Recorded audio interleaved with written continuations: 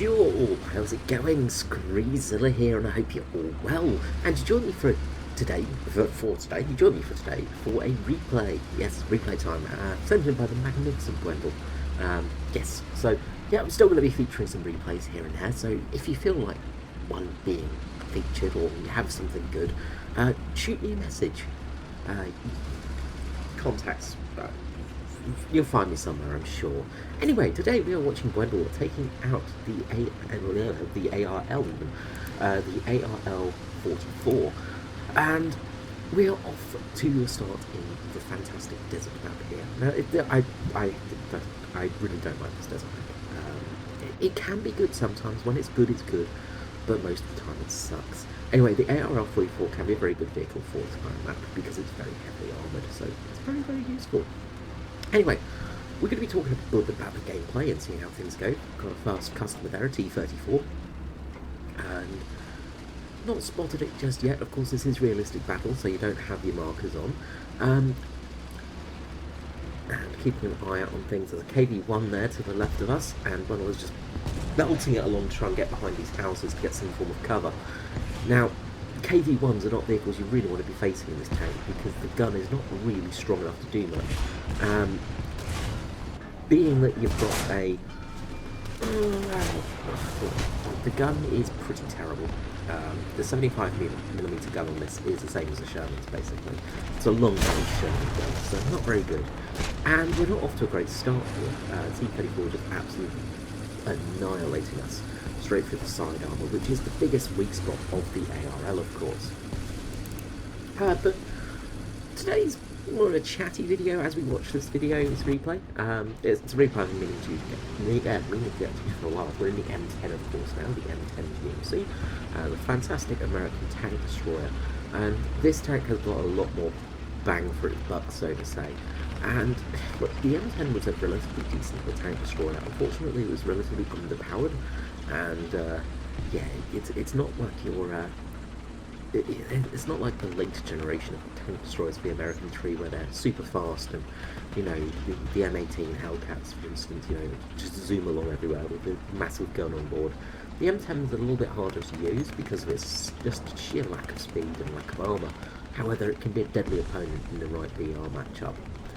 Anyway, today I was going to have a little bit of chat, really, just about how things are going, and watching a bit of gameplay.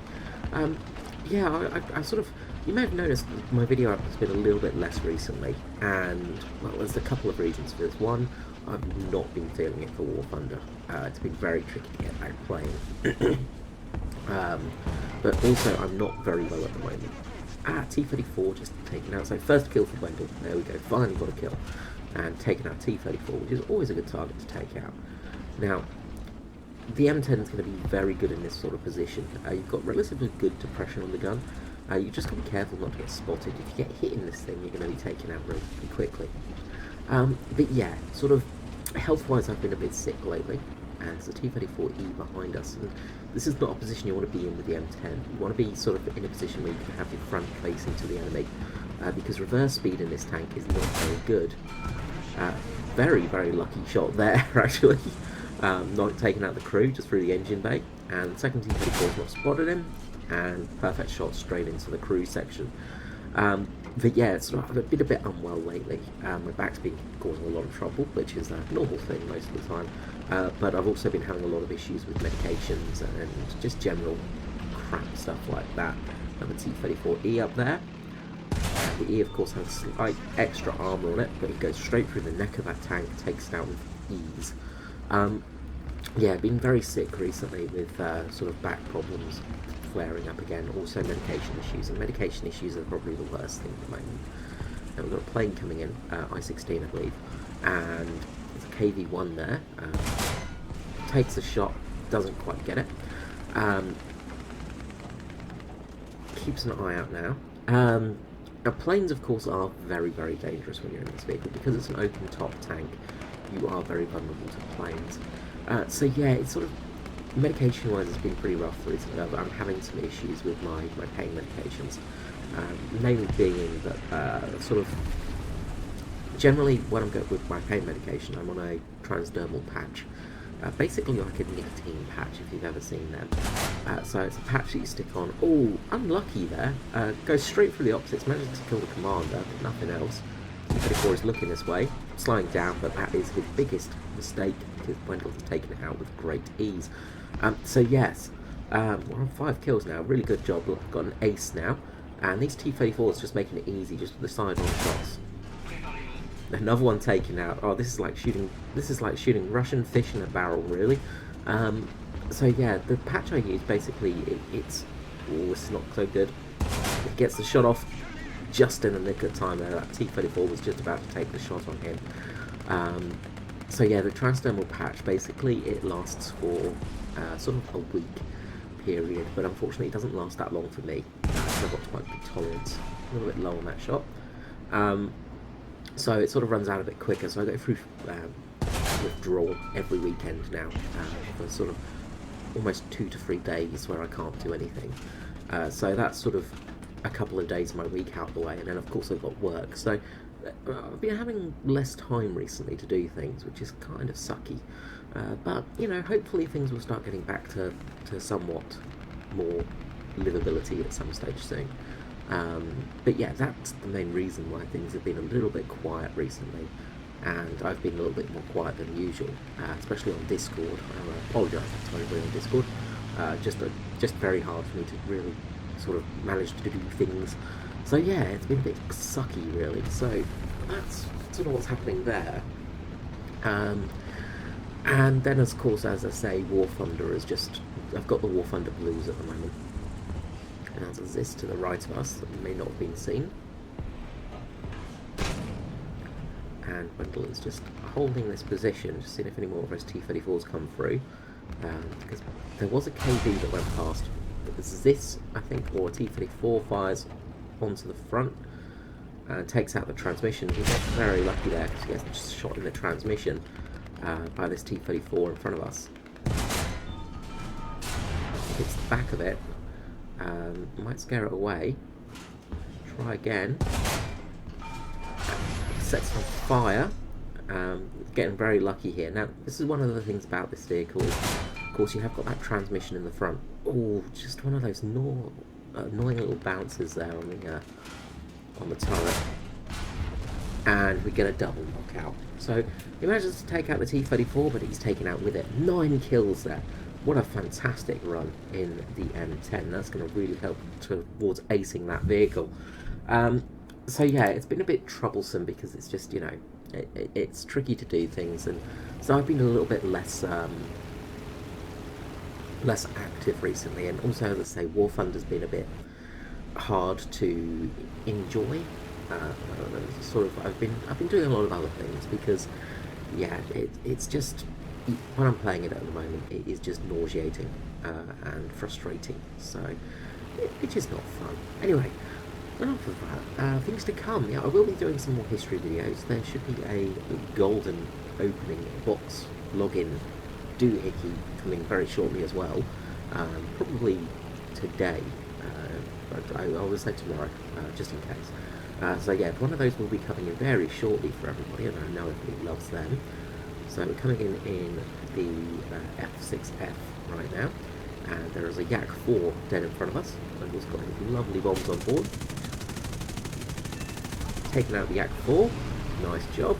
That's one plane taken out. T-34 blast, and there is some anti-air firing. Spotted that T-34, somebody scouted it as well, really handy. And there's Valentine,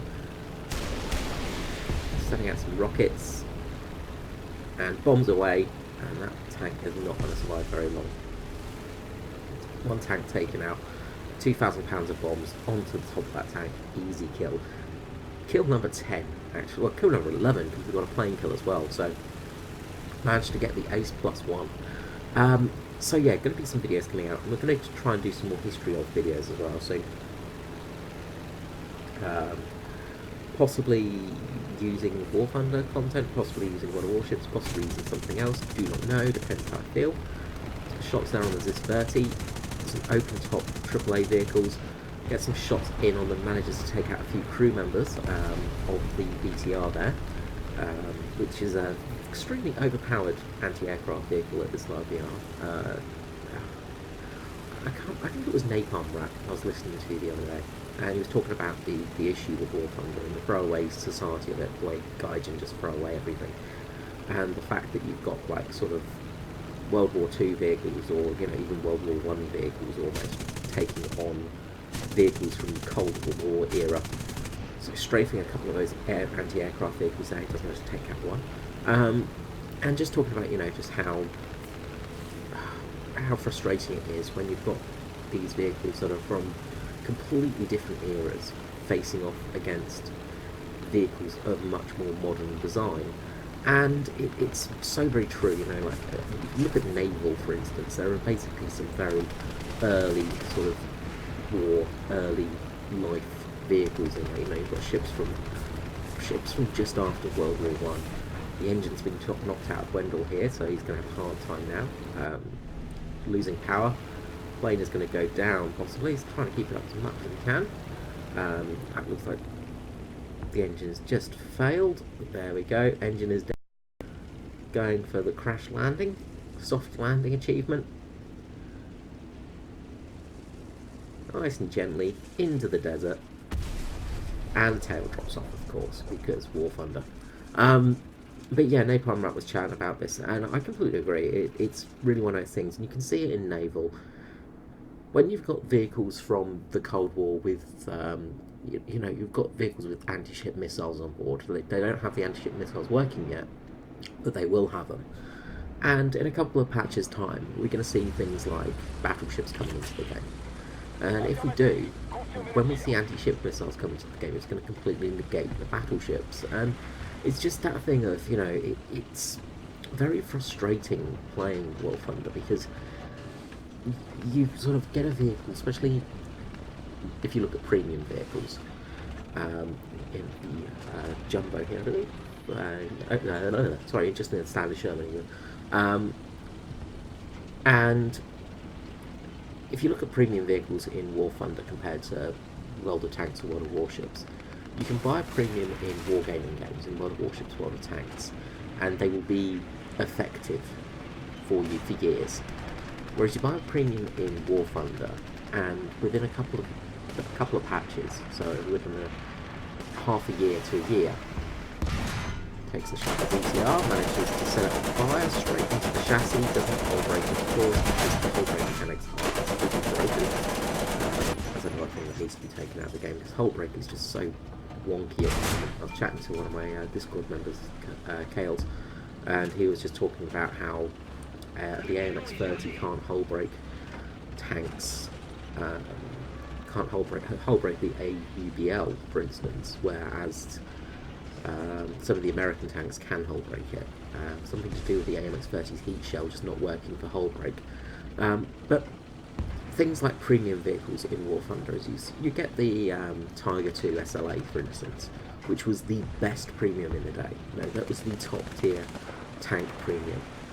Now it's almost worthless, because you're 6.7, you're going to be facing 7.7 tanks. Those are things like the Leopard prototypes and all the different variants of those.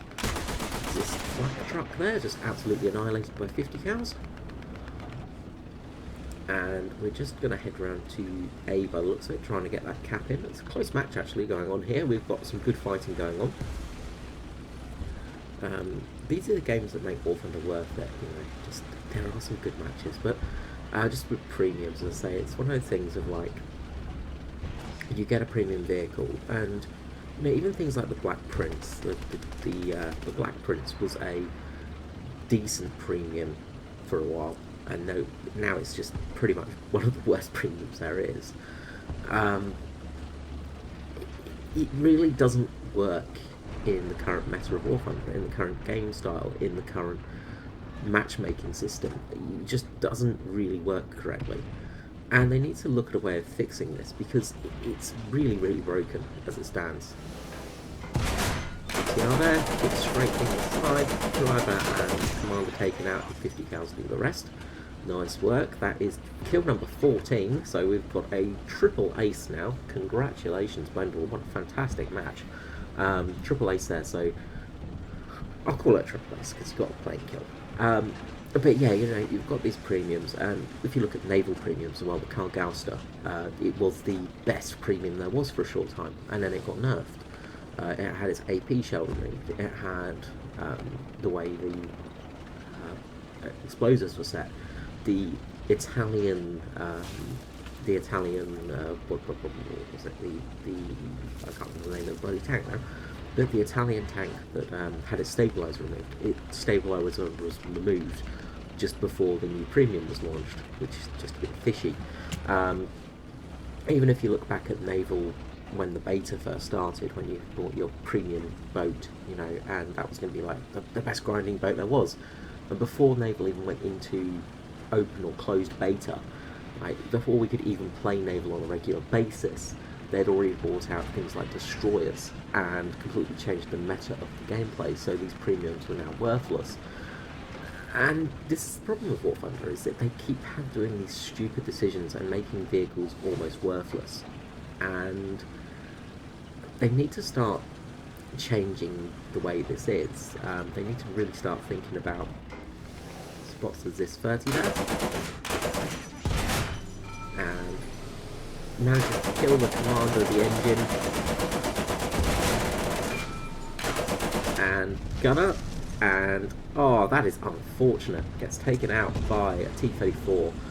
That would have been kill number 15 for sure. That should be kill number 15 in honesty, but I think this is just survived by the skin of its teeth somehow. So, real unfortunate one there for Bwendal. But yeah, it is very frustrating. And it's something that they really need to look at, but I don't think they will. I don't think Gaijin cares enough to actually do anything about it, which is unfortunate. And the only way they're actually going to do something about it is if they get some competition, which will probably never happen. Great physics there. So yeah, that makes complete sense. Competition, or if people start saying things with their wallet and they stop making money. But I don't think either of those things will happen too soon, unfortunately. Anyway, just back to this great game. What a fantastic game there for Bwendal, and they got the win as well, which is all important. So, a really good job for Bwendal there. What a brilliant victory. Thank you so much for watching me ramble on and things like that, and thank you so much for Bwendal for sending in this replay. If you'd like your replay featured, as I said, just contact me somehow. You can leave a comment in here, or send me a message, or whatever you want, whatever easiest. Anyway, I will see you all next time. Have a good day. Bye-bye.